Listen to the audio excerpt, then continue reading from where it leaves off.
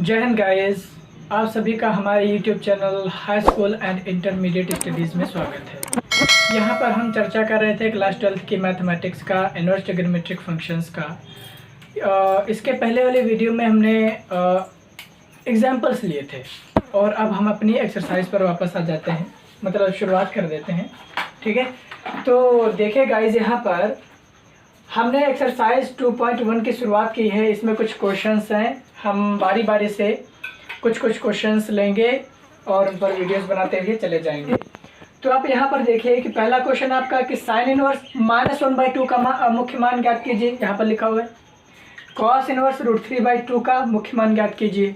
और ऐसे ही कुछ 8 से 9 क्वेश्चंस इसमें दिए गए हैं। ठीक है, तो अब आप बारी बारी से इन क्वेश्चंस के सॉल्यूशन देख लीजिए। हमने ऑलरेडी यहाँ पर सब कुछ डेटा इंसर्ट कर रखा हुआ है, क्योंकि लिखने में काफ़ी टाइम चला जाता है। तो देखिए ज़रा समझाते हैं आपको।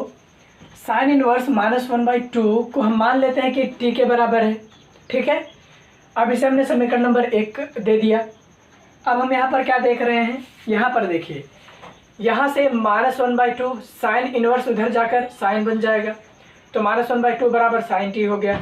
साइन t बराबर -1/2 आ गया। ये बात समझ गया। लेकिन ये -1/2 को हम लिख सकते हैं -π/6 साइन π/6। Okay, minus sign π/6। क्यों? क्योंकि साइन π/6 का मान होता है -1/2। अब एक चीज़ हम जानते हैं, वो क्या है भाई? वो ये है कि साइन थीटा बराबर साइन -θ बराबर माइनस साइन थीटा। ये दोनों चीज़ें आपस में बराबर होती है, बात आप जानते हैं। यस, तो देखें यहाँ पर माइनस साइन थीटा बराबर साइन -θ लिख दिया हमने। कोई दिक्कत तो नहीं इसे समझने में? ठीक, तो ये प्रॉपर्टी होती है कि साइन -θ बराबर माइनस साइन थीटा, जो कि क्लास 11th में आपको पढ़ाई गई है। तो फाइनली हमने साइन t बराबर -1/2 को क्या लिख दिया? साइन -π/6, जो कि यहाँ पर लिखा हुआ है। इतनी बात आप समझ गए? ठीक, अब देखिए ज़रा, साइन t बराबर साइन -π/6 आ गया, तो इसे हम क्या लिख सकते हैं? इसे लिख सकते हैं t बराबर -π/6। अब समीकरण 1 को जरा ध्यान से देखिए, t का मान क्या है? ये है, तो ये उठाकर हमने यहाँ पर रख दिया।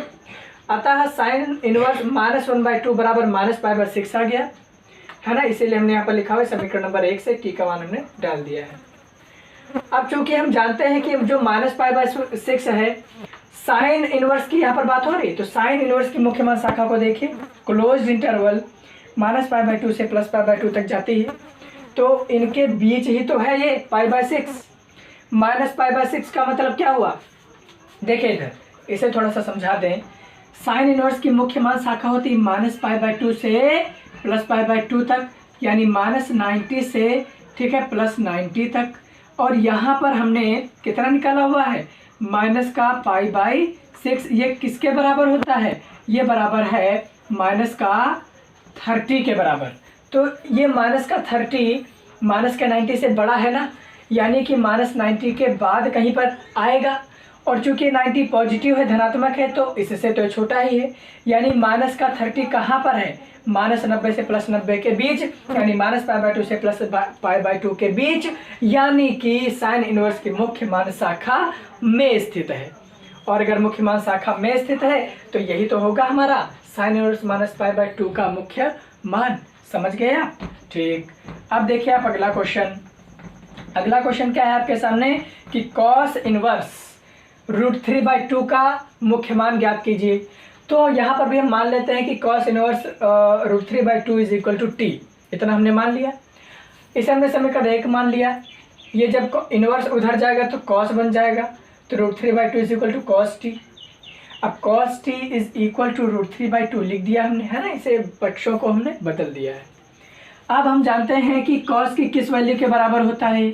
तो भैया ये cos की कौन सी वैल्यू के बराबर होता है? ये होता है √3/2 = कोसाइन ऑफ 30। ओके, यानी कि cos π/6। अब देखिए, तो cos t किसके बराबर आ गया? cos π/6 के। ठीक है, अब देखिए ज़रा, यहाँ से t का मान क्या आ गया? π/6। अब देखिए ज़रा, यहाँ पर ये जो मान है π/6, चूँकि cos इनवर्स की मुख्य मान शाखा क्या होती? क्लोज्ड 0 से पाई, यानी क्लोज्ड 0 से 180। और यहाँ पर हमने मान क्या निकाला हुआ है, π/6। π/6 का मतलब क्या हुआ, 30। ये सब डिग्री है, ये सब क्या है, ये सॉरी यहाँ पर डिग्री नहीं है, ठीक है। तो कितना आ गया, ये 30 डिग्री। अब 180 डिग्री के पहले ही तो 30 डिग्री आता है। अगर 30 डिग्री 180 के पहले आता है और 0 के बाद आता है तो इन दोनों के बीच हुआ या नहीं हुआ, हुआ ना। इसलिए ये मुख्य मान शाखा में ही स्थित है। ये जो 30 है यानी π/6 है वो कॉस इनवर्स की मुख्य मान शाखा में ही स्थित है, जो कि नीचे सब कुछ आपको डिटेल में लिख दिया गया है। समझ गया। इसीलिए जो π/6 आया है वो इसके लिए मुख्य मान कहलाएगा। तो समीकरण नंबर 1 से t का मान हमने यहाँ भी डाल दिया है। तो cos inverse √3/2 is equal to π/6, यही मुख्य मान है हमारा। बात समझ गया। ये बोर्ड पर जगह कम होने के कारण थोड़ा छोटा हमने लिखा है, लेकिन लगभग ये साफ साफ दिखाई दे रहा है, ठीक है। तो थोड़ी सी मेहनत कर लीजिए आप, इसका स्क्रीनशॉट ले लीजिए और इन्हें नोट कर लीजिए।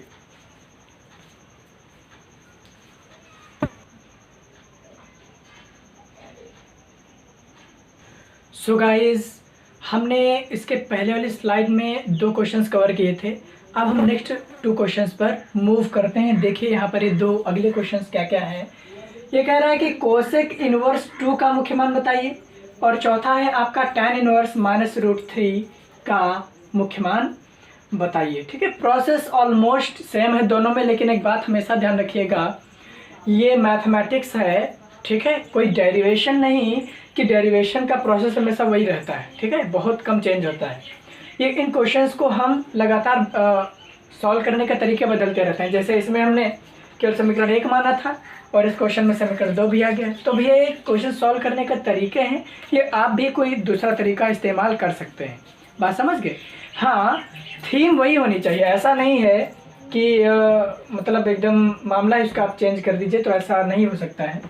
आप इतनी बातें समझ रहे हैं, ज़रा देखिए यहाँ पर इनका सॉल्यूशन समझने की कोशिश कीजिए। हम वही काम करते हैं कि कोसेक इनवर्स 2 का मुख्य मान ज्ञात करना है। तो सबसे पहले हम क्या करते हैं, मान लेते हैं कि इसका मुख्य मान क्या है, t है। इसे समीकरण नंबर 1 दे दिया। अब देखिए ज़रा आगे, तो यहाँ से इनवर्स जब उधर जाएगा तो कोसेक t बन जाएगा। तो कोसेक t का मान कितना आ गया, 2। कोसेक t बराबर 2। अब हम जानते हैं कि 2 कोसेक के कौन से मान के बराबर होता है, तो कोसेक 30 होता है ना। कोसेक 30 होता है, 30 को हम π/6 लिख सकते हैं। समझ गए आप। इन बातों को ध्यान रखिए, सारी की सारी क्लास 11th में आपको पढ़ाई गई है। अब देखिए आगे, कोसेक t बराबर कोसेक π/6 तक हम पहुंच गए फाइनली, ठीक है। यहाँ से अब देखिए ज़रा, तो यहाँ से t बराबर क्या गया, π/6। चूँकि यह मान कोसेक इनवर्स की मुख्य मान शाखा क्या होती है, कोसेक इनवर्स की मुख्य मान शाखा क्या होगी, क्लोज्ड -π/2 से +π/2 -0, ठीक है।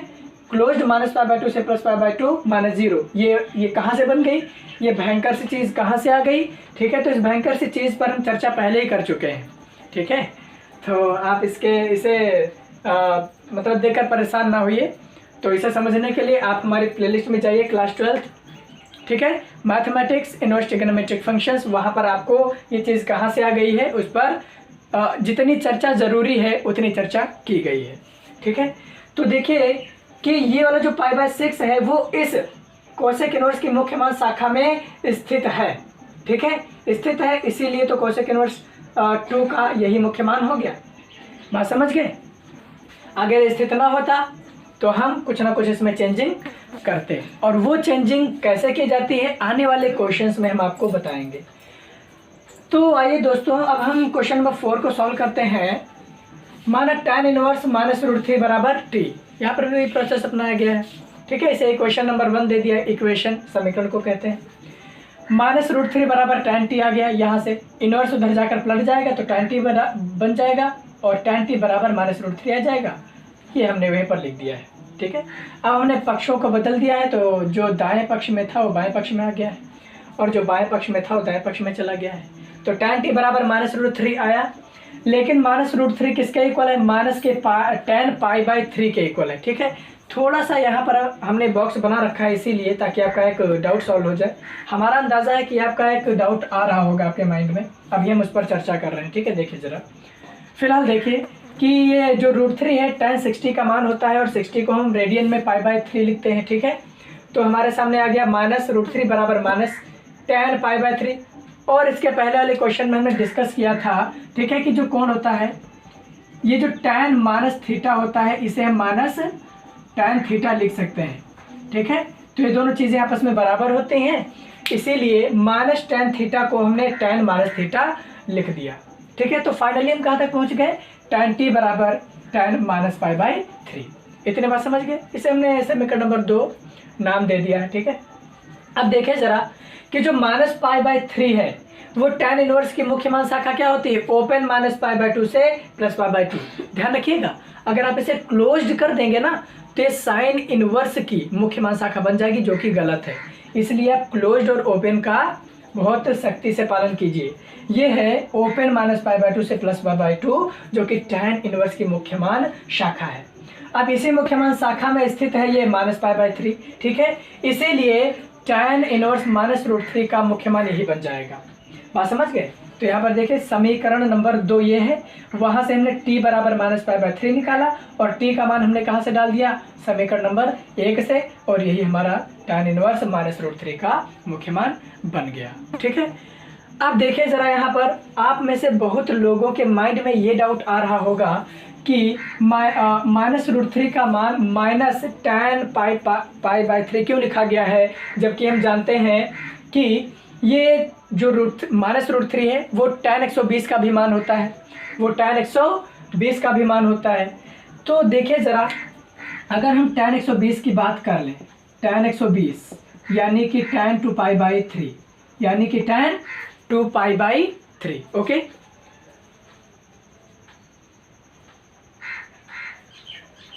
तो यहाँ पर देखिए tan 120 बराबर tan 2 पाई बाई 3 आ गया, ठीक है। ये तो है, लेकिन इसका मान क्या होता है, माइनस का रूट 3, यानी कि माइनस के रूट 3 को हम ये ना लिख करके ये भी लिख सकते थे। क्या लिख सकते थे, tan 2 पाई बाई 3 लिख सकते थे भैया, बिल्कुल लिख सकते हैं। लेकिन ज़रा समझिए, मुख्य मान शाखा में हमें एंगल ढूंढना है। इसकी मुख्य मान शाखा तो देखिए, मुख्य मान शाखा कह रही है कि ओपन माइनस पाई बाई 2 से प्लस पाई बाई 2 तक ही जा सकते हैं, यानी ओपन माइनस 90 से प्लस 90 तक ही जा सकते हैं।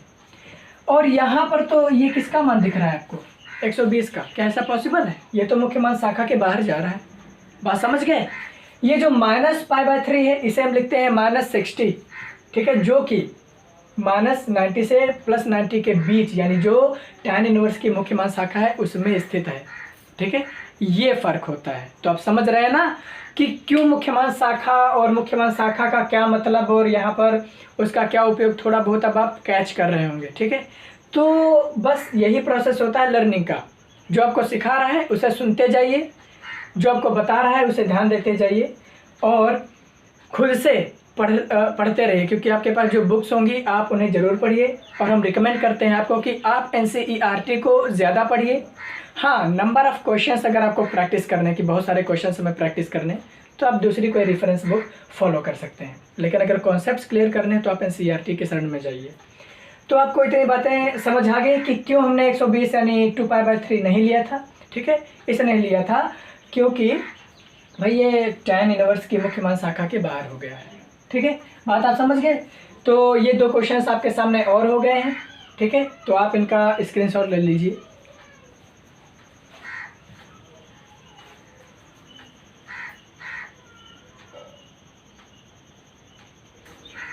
सो गाइज, आज के class 12th mathematics inverse trigonometric functions के जो एक्सरसाइज हमने शुरू किए, इसमें 4 क्वेश्चन सॉल्व किए गए हैं इस वीडियो में।